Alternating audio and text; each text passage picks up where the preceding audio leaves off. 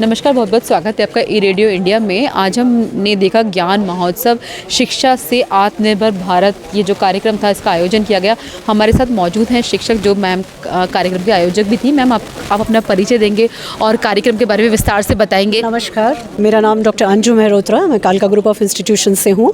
ज्ञानोत्सव का कार्यक्रम यहाँ किया गया है राष्ट्रीय शिक्षा न्यास उत्थान की तरफ से, और यह एक शिक्षा का महाकुंभ है जैसे आप कह सकती हैं, और पूरी तरह से यह राष्ट्रीय शिक्षा नीति के ऊपर आधारित है, जिसमें हमें शिक्षा से आत्मनिर्भरता की ओर या शिक्षा से हमें आत्मनिर्भर भारत बनाने की ओर किस तरह से अग्रसर होना है।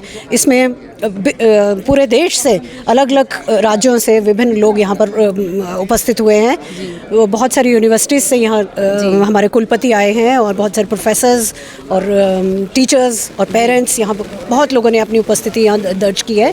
और हम यह कह सकते हैं कि इस बड़े महाकुंभ में उनकी भी भागीदारी रही।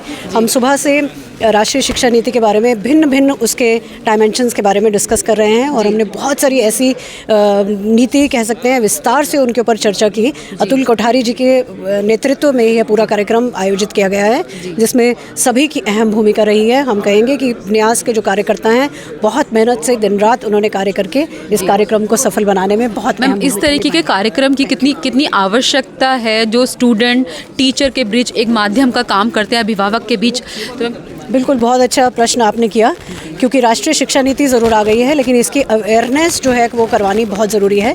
तो इसके लिए समय समय पर जो इस तरह के कार्यक्रम किए जाते हैं वो सबके लिए बहुत ज़रूरी हैं। वो जैसे आपने कहा है कि वो अभिभावक, टीचर्स और जो एडुकेटर्स होते हैं उनके बीच का जो एक गैप है उसको ब्रिज करने में और हमें आत्मनिर्भर भारत की ओर ले जाने में ये ज़रूर मदद करते हैं, क्योंकि यही सबसे ज़रूरी है। और सबसे ज़्यादा जो इसमें इम्पॉर्टेंट बात रही वो कि किस तरह से हम अपने युवा को अपने इस कार्यक्रम के साथ जोड़ सकते हैं, क्योंकि राष्ट्रीय शिक्षा नीति युवाओं के लिए ही है। तो उनके कौशल के विकास के साथ साथ उन्हें संकल्प से सिद्धि की ओर लेकर जाना है, और उनके हुनर से हमें उनको रोज़गार तक पहुंचाना है और अपने देश को आत्मनिर्भर बनाना है। जी, मैं बहुत बहुत शुक्रिया आपका ये रेडियो से बातचीत करने के लिए।